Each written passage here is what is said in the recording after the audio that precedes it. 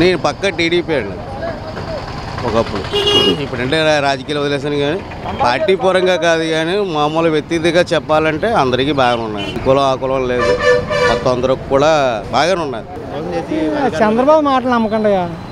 అసలు చంద్రబాబు తీసాను ఇంక పెడకే మాట్లాడితే బొల్లు అంతా కౌర్లు అంతే, ఏమీ లేదు. చంద్రబాబు మాటలు నమ్మకూడదు ఇంకా. అది మేము రైతునే. చంద్రబాబు టైంలో ఏమీ బాగోలేదు. అది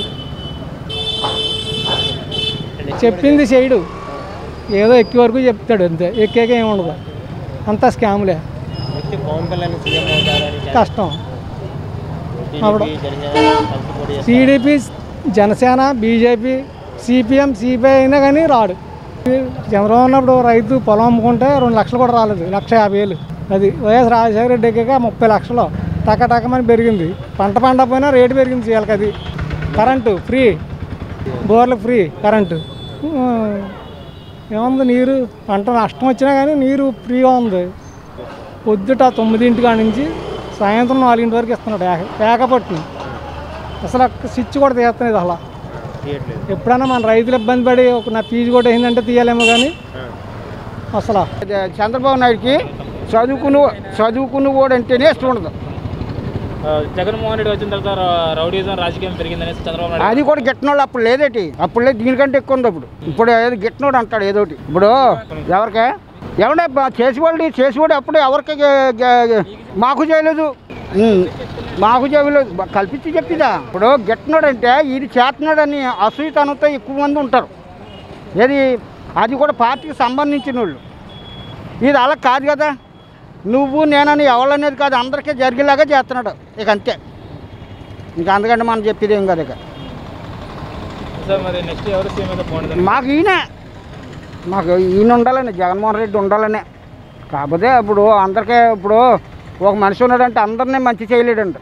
అది 3 వంతుల్లో మంచి జరిగింది, ఒక వంతు చెడ్డ జరిగింది అనుకోండి. ఆ 3 వంతుల మనుషులు కూడా చెడ్డ జరిగిందని ఒక వంతుతో చెప్తూ ఉంటాడు. అదంతా కరెక్ట్ కాదు కానండి.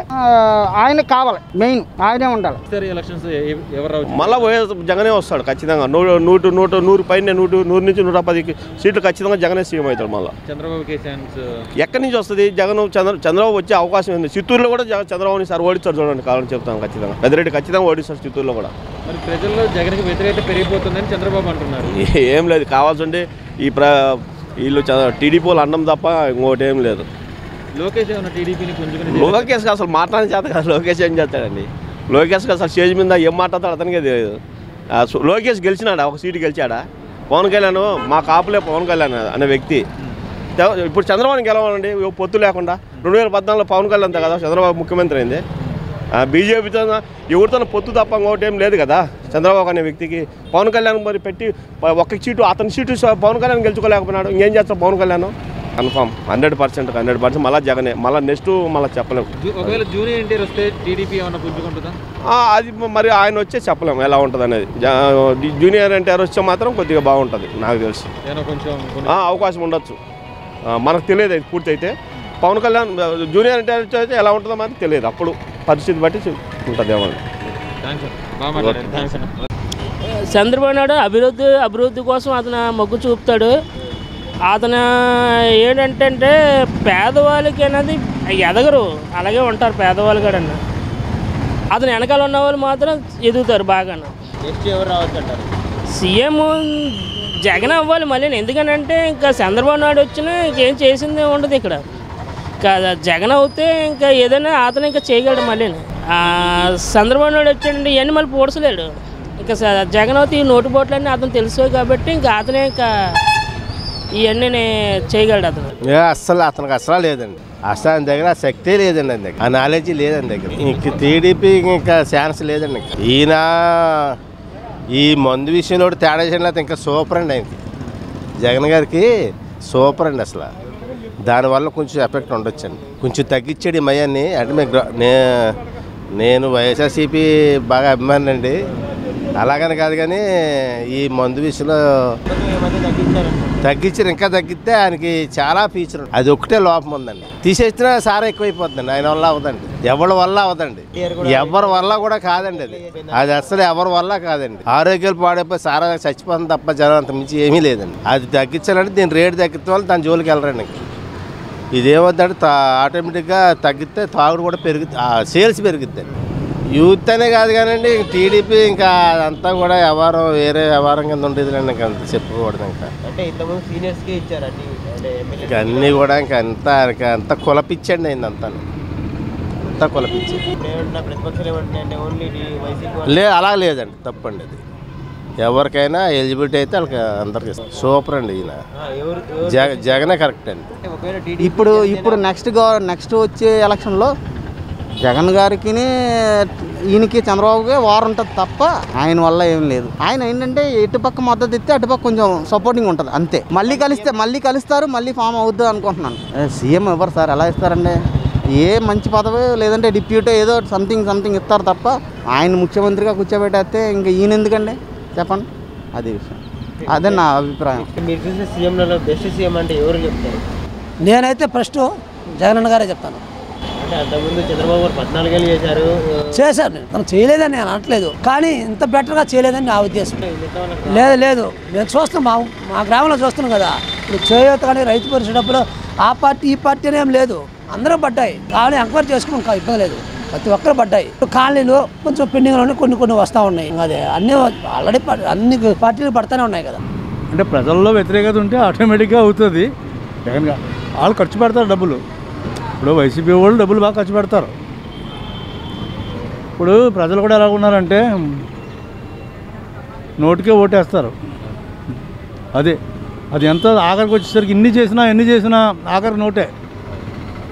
ఎదురుకుండా కూర్చుంటారా, డబ్బు ఎప్పుడు ఎత్తారా, ఎప్పుడు చేస్తారా అని. అదే జరుగుతుంది కదండి ఇప్పుడు జరిగేది. అదే ఇవ్వకపోయినా సరే పిలిచి అడుగుతున్నారు, ఇంకా ఎందుకు ఇవ్వట్లేదు మాకు అని. అది స్టేజ్. నెక్స్ట్ సీఎం కూడా ఎవరు రావచ్చు అంటారు? జగన్ గారే వస్తారండి. ఆయనే వస్తారు. అంత కరెక్ట్ అంటే ఆయన అన్నిటికీ చిన్నపిల్లల దగ్గర నుంచి పెద్దోళ్ళ వరకు ఉపయోగం ఉన్నారండి. ఇప్పుడు పెద్దోళ్ళు ఉన్నారు, పింఛని కోసం ఇంతకుముందు లైన్లో నించొని లైన్లో బాధపడేవారు. ఇప్పుడు ఆ బాధ ఏం లేదండి, ఇంటి దగ్గర తెచ్చిస్తున్నారు. ఆ రేటప్పుడు పింఛన్లు వచ్చేస్తున్నాయండి. మరి పెద్దోళ్ళు వెళ్ళినోళ్ళు ఉంటారు, పిల్లలు తీసుకుని వెళ్ళపోవచ్చండి. కాళ్ళ దగ్గర తెచ్చిస్తున్నారు పింఛనీలు. వాళ్ళ పింఛనీలు కాళ్ళకు అందుతున్నాయి. పెద్ద కాలు చేలు లేని వాళ్ళకి బయట వాళ్ళకి అన్నీ సమస్తం అండి. ఇంకా అంత బాగా చూసుకున్న వాళ్ళకి మనం చెయ్యెత్తి చూపించడానికి ఇది లేదండి. ఆయనకి వాడంటీలు బాగానే పనిచేస్తున్నారు. ఏం లేదండి, అంత వాడంటీలు కూడా బాగా చేస్తున్నారు. ఇంటింటికి కూడా కనుక్కుంటున్నారండి వాళ్ళు కూడా. ఇప్పుడు మనకేమైనా అవసరం ఉన్నా కూడా వాళ్ళు ఫోన్ చేసి మనకు అడుగుతున్నారండి. మనం అడగాలండి, వాళ్ళే అడుగుతున్నారండి. మీకు పనాల దగ్గర పని ఇది ఉందని రండి అని అదని అడుగుతున్నారండి. బాగుందండి. ఆయన వల్ల అందరికి ఉపయోగమే కానీ నష్టమే లేదండి ఆయనకి. ఒక్కటండి, ఇది ఒక్కటే చేస్తే చాలండి. వ్యాపారస్తులకి తాగిన వాళ్ళని కొట్టం ఇచ్చేయమనండి, మేము అనట్లేదండి. వ్యాపారస్తులు వ్యాపారం చేసుకుంటే చాలండి. అది ఎందుకంటే దీని మీద చాలామంది బతికిన వాళ్ళు ఉన్నారండి. అది ఒకటి చాలండి సార్. ఇప్పుడు దుర్వినియోగం ఏమంటే ఏమీ జరగట్లేదు సార్. దుర్వినియోగం అనేది పరిపాలనలో ఎక్కడ కూడా ఉండదు సార్. లోపాలంటే ఏ ప్రభుత్వంలోని లోపాలు ఉంటాయండి, కానీ ఆ లోపాలు సరిదిద్దుకొని సార్ బాగా చేస్తున్నారు. చంద్రబాబు నాయుడు గారు చూడక్కర్లేదండి.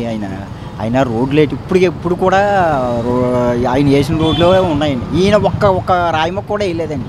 ఎక్కడ ఒక రాయి మొక్క వేయలేదు, ఎక్కడ నీట్గా చేయలేదు. చూడండి ఎలా నాశనం అయిపోయింది వెనకాల రోడ్లు. నెక్స్ట్ ఏదైనా ఇప్పుడు నుంచి అయినా చూసుకుంటే ఇప్పుడు 2 సంవత్సరాలన్నర అయింది కాబట్టి ఈ 2 సంవత్సరాలన్నర చూసుకుంటే ఏదైనా అన్ని సీట్లు రాకపోయినా మెజార్టీకి 90 సీట్లు అయినా రావచ్చండి.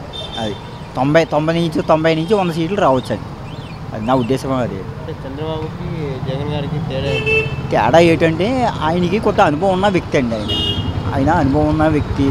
ఏం చేయాలో ఏంటి అడ్మినిస్ట్రేషన్ ఎలా చేయాలో ఏంటో ఎక్కడ ఎలా చేయాలో తెలుస్తుందండి. ఈనేటి ఆ పథకాలు అమ్మఒడి ఏమండి 18 సంవత్సరాలు 45 సంవత్సరాల వాళ్ళకి మళ్ళీ 18,000, వీళ్ళకి 18,000, వాళ్ళకి 18,000 వచ్చి సర్వనాశనం. మన ఉన్న ఆర్థిక వ్యవస్థ అంతా నాశనం అయిపోతుందండి. అందరికీ డబ్బులు వేసేస్తాం. ఏముందండి నువ్వు చెప్పండి. ఇప్పుడు వ్యవస్థ అంతా నాశనం అయిపోయిందండి. బతకలేడా? కాళ్ళు చేతులు లేవు వాళ్ళకి, బతకలేరా? బయటికి వెళ్ళి బతకలేరా? ఎందుకండి సోమరదానం చేస్తున్నాడండి.